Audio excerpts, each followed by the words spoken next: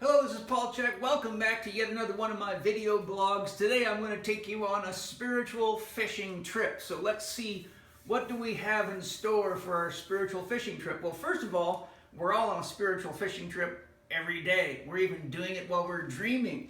So let's take a look at this little concept and see how it might apply to your life. And then once we finish part one, I'll use part two to share some techniques that you can use to capitalize on these concepts.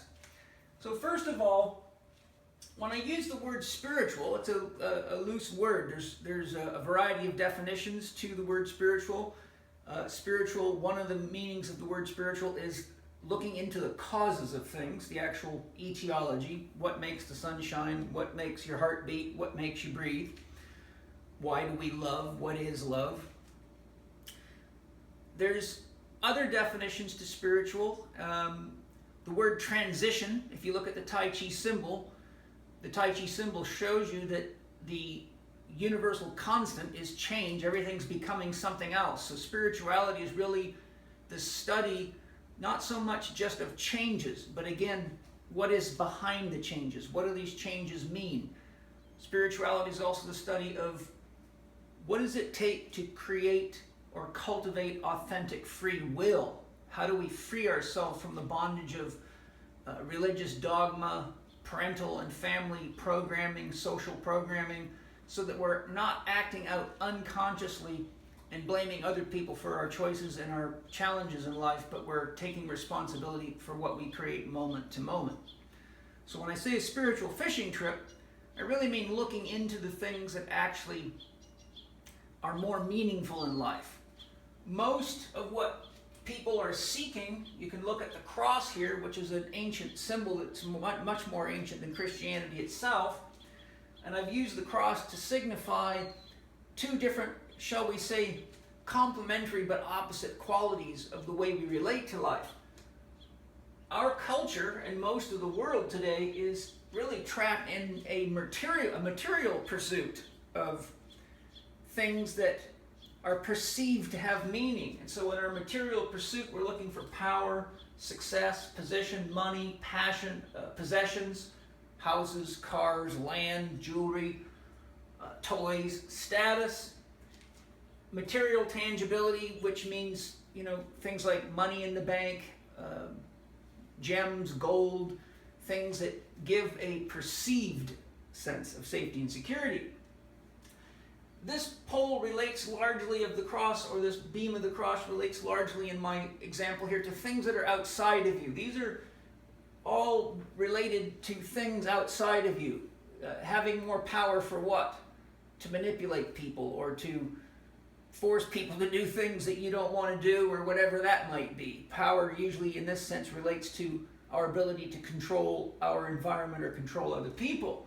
Success. Most of us rate success by what degree you have or how much money you have.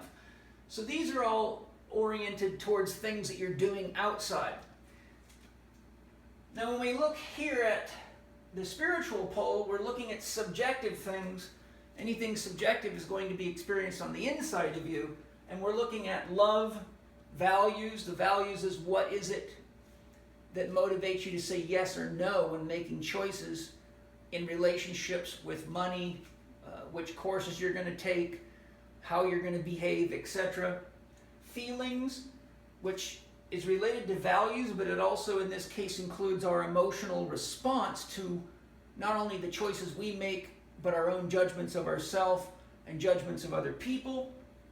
Empathy, which means to feel others. Compassion means to understand others. Self-awareness, you have to be conscious within yourself to be aware of what's outside of you, and you can't be more aware of what's outside of you than you can be of what's inside of you.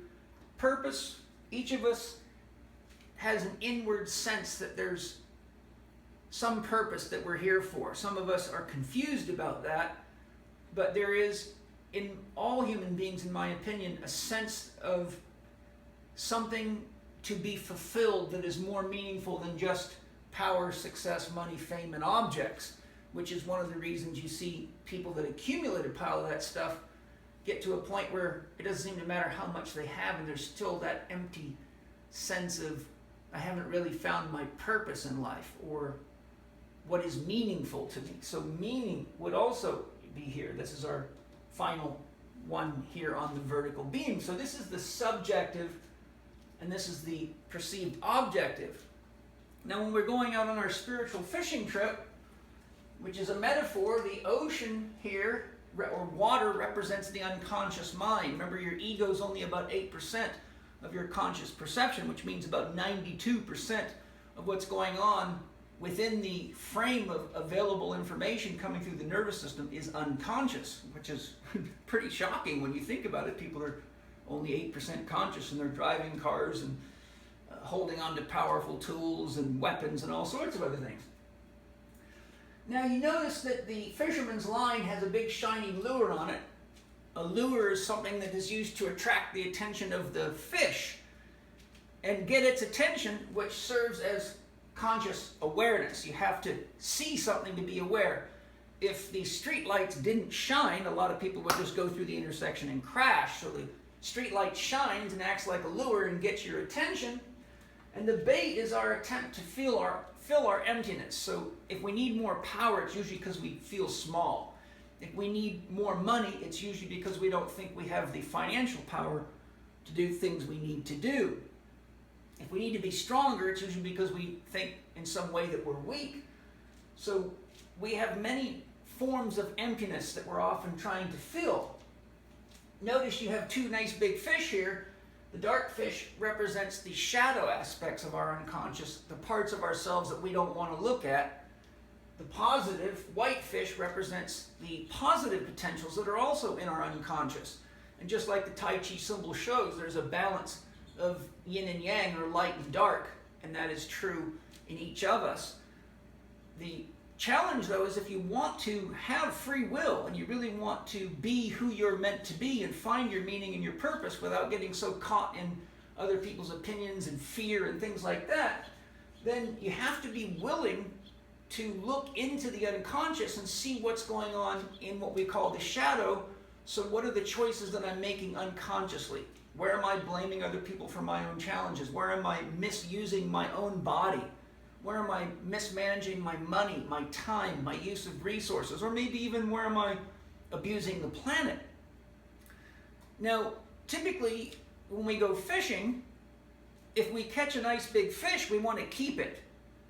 But unfortunately, when people do things like shamanic journeys or meditate or get still with themselves and there's nobody around to distract them, when they catch one of these fish, like, I should have not been so hard on my child, or I should have been more respectful of my coworker, or I should stop making excuses about why I don't have time to exercise, and the list goes on. Well, unfortunately, most fishermen would take that nice big fish, take it home and put it to work, as I'll show, but when people are really, shall we say, playing games with themselves, they not only throw back the little fish, but they throw back the big fish just because they think they're ugly. But I'm sure anyone that's been to a fish market will tell you that a lot of fish that taste really good are ugly. And sometimes what we got to do in our spiritual fishing trip is be willing to haul up those big ugly fish that we'll call the shadow and look at them. And the neat part of it is the more we heal these parts of ourselves, the less of these shadow dark side fish there is, and the more everything starts to become positive, because we can understand how it works in life and how it works in our life, and we are aware that we have a choice. So when we're going out on our spiritual fishing trip, it's important to remember that the fisherman has to have preparation. You have to have your fishing gear, you got to have your pole, you got to have bait, you got to have the right kind of bait, you got to have a boat, you got to get to the water, you got to be there at the right time. So there's a lot of preparation, and there's a lot of preparation involved for any honest pursuit in our lives, whether it be healing ourselves, loving ourselves, or making ourselves aware of things we need to be aware of to accomplish our dreams. Then the fisherman has to catch it. Well, we have to become aware of what we want in life, and we got to go get it. We can't wait around for somebody else to bring it to us. There's an old saying, give a man a fish, feed him for a day, teach him how to fish, feed him for a lifetime. And I think that's a very important concept. Then once we catch it, we got to take it home and we got to gut it. We got to gut it and clean it. Then we got to cook it and eat it. Then we got to be able to digest it. Then we have to be able to transform it. We have to have the life force energy in us to transform it from fish to human being. And then we got to eliminate whatever our body doesn't want. Then we got to go do it again. And that's really the story of our life. So what I'd like to do in my next edition of this two-part series is look at some of the kinds of things that we go fishing for consciously and unconsciously, and some of the ways we acquire knowledge, spiritual knowledge, religious knowledge, and what happens when we're unconscious about that and we live out ideas that aren't really working for us. And how do we go through this process with the gathering of new information about ourselves? How do we learn more about ourselves, learn more about what we need, and take each new concept, idea, or possibility through the stages that I've described here so that it becomes meaningful and useful in our lives, instead of being somebody with a pile of certificates on the wall who hasn't changed at all, no matter how many classes they take, which is quite common in the world today. Now, if you want more of this type of information, PPS Success Mastery is my program where I have 12 lessons I designed to help people through the most common challenges people run into in life in the creation of their own dreams.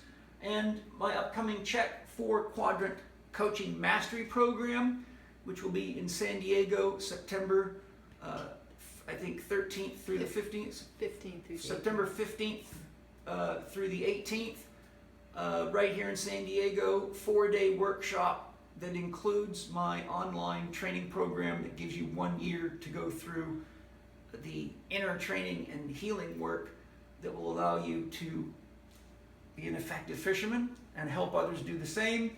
You can see that at chekinstitute.com.